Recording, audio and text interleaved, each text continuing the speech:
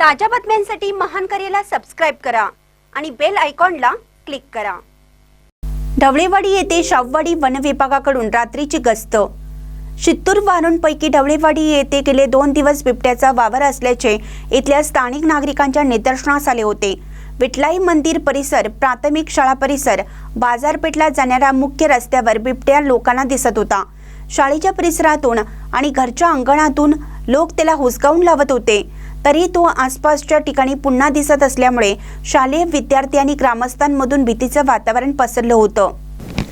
दरम्यान याची माहिती वन विभाग शाहूवाडीचे वनपाल सदानंद जगताप आणि वनरक्षक आबासाहेब परीट यांना मिळताच महानकार्य न्यूज मध्ये प्रसिद्ध झालेल्या बातमीची दखल घेऊन कोणताही अनुचित प्रकार घडू नये यासाठी ढवळेवाडी आणि परिसरात आपले सहकारी अभिजित कदम, वनरक्षक शिराळे वारून, वनसेवक बळीराम बनसोडे, वनसेवक बाजीराव माईंगडे आणि कर्मचारी सोबत घेऊन रात्रीची गस्त सुरू केली आहे। त्यामुळे येथील नागरिकांना काहीसा दिलासा मिळाला आहे। तरीही सदर बिबट्याचा कायमस्वरूपी बंदोबस्त करावा अशी मागणी नागरिकांमधून होत आहे।